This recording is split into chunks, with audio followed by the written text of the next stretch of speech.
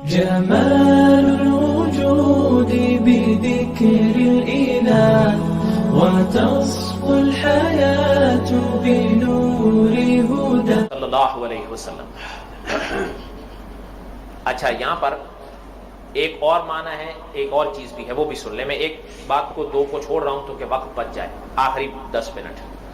حضرت ابن عباس رضی اللہ عنہما سے روایت ہے، اس حدیث کو غور سے سنیے۔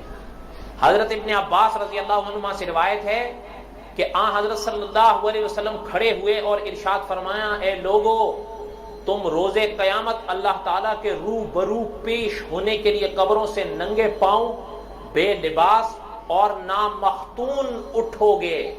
نامختون سمجھتے ہو آپ؟ جس کا ختنہ نہ ہوا ہوا ہو اسے نامختون کہتے ہیں۔ مختون وہ ہوتا ہے جس کا ختنہ کیا گیا ہو۔ ختنہ سمجھتے ہو نا آپ؟ اور جس کا ختنہ کیا گیا ہوا ہو اسے مختون کہتے ہیں، اور جس کا ختنہ نہ کیا گیا ہو اس کو نامختون کہتے ہیں۔ اور فرمایا تم وہاں جب اٹھو گے تو کوئی لباس نہیں ہوگا اور کوئی ختنہ نہیں ہوا ہوا ہوگا۔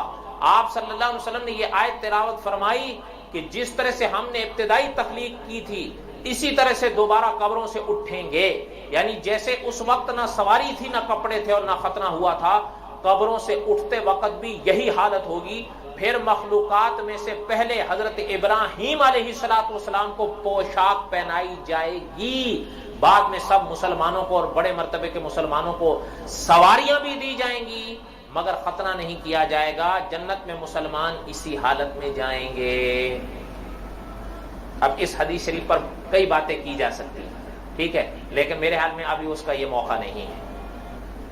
آگے سنیے، حضرت عائشہ رضی اللہ تعالیٰ عنہ، اگلی جو حدیث آ رہی ہے اس میں اس پچھلی حدیث کے کئی سوالوں کے جواب آ جائیں گے۔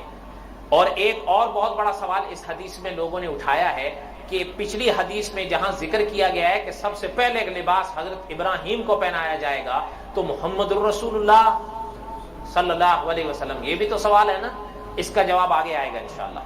حضرت عائشہ طیبہ طاہرہ رضی اللہ تعالیٰ عنہ سے روایت ہے کہ جناب رسول اللہ صلی اللہ علیہ وسلم نے ارشاد فرمایا، روز قیامت لوگ ننگے پاؤں یعنی ننگے جسم ہوں گے اور غیر مختون اٹھیں گے۔ حضرت عائشہ فرماتی ہیں رضی اللہ تعالی عنہا، میں نے عرض کیا یا رسول اللہ صلی اللہ علیہ وسلم، مرد اور عورتیں ایک دوسرے کی طرف دیکھتے نہیں ہوں گے؟ فرمایا اے عائشہ، معاملہ اس دن اس سے بہت زیادہ سخت ہوگا، کسی کو ہوش ہی نہیں ہوگا میرے ساتھ کیا ہے، کس حال میں کون کھڑا ہے، اس کو اپنی فکر پڑی ہوگی۔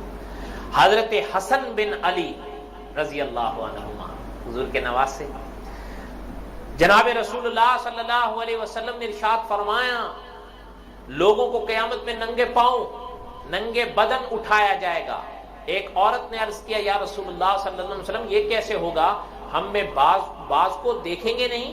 آپ نے نگاہ آسمان کی طرف اٹھا کر فرمایا، اس طرح سے آنکھیں پھٹی کی پھٹی رہ جائیں گی، پھر کون کس کو کیا دیکھے گا۔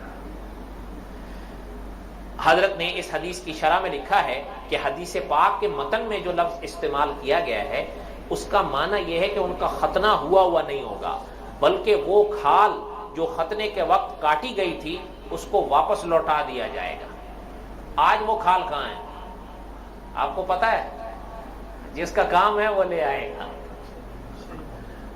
ہاں، آج آپ میں سے کسی ہم کو پتا ہے کہاں ہے؟ اور اسی طرح سے وہ حصہ جو اس کی زندگی میں جدا ہو گیا تھا، جیسے بال اور ناخن، ان کو بھی واپس لوٹا دیا جائے گا۔ کیوں لوٹا دیا جائے گا؟ اس لیے لوٹا دیا جائے گا کہ انسان مکمل ہو کر ثواب کا یا عذاب کا مزہ چکھے، کوئی حصہ اس کا اس چیز سے خارج نہ ہو۔ علامہ قرطبی فرماتے ہیں رحمت اللہ علیہ، یہاں پر حضرت نے ایک بات لکھی ہے، اس کو بھی سن لیں۔ فرمایا جو لفظ حدیث شریف میں استعمال کیا گیا کہ روز قیامت لوگ بغیر کپڑوں کے اٹھائے جائیں گے، یہ ان احادیث کے خلاف نہیں ہے جس میں یہ آیا ہے کہ مردے اپنی قبروں سے کفنوں کے ساتھ ایک دوسرے سے ملاقات کرتے ہیں، کیونکہ جن احادیث میں کپڑوں کے ساتھ مردوں کا ذکر کیا گیا ہے وہ احادیث برزخ یعنی قبر کی ہیں، اور جب یہ اپنی قبروں سے اٹھیں گے تو پھر کپڑے نہیں ہوں گے، مگر شہداء اس سے مستثنا ہوں گے، ان کا ذکر آگے آئے گا۔ حضرت ابو سعید خدری رضی اللہ تعالیٰ عنہ سے روایت ہے کہ انہوں نے جناب رسول اللہ صلی اللہ علیہ وسلم سے فرماتے ہوئے سنا، میت جن کپڑوں میں فوت ہوتی ہے انہی میں اس کو اٹھایا جائے گا۔ اس مضمون کا ارشاد بحسن سند کے ساتھ حضرت معاذ بن جبل رضی اللہ تعالیٰ عنہ سے بھی مروی ہے اور حضرت عمر بن خطاب رضی اللہ تعالیٰ عنہ سے بھی مروی ہے۔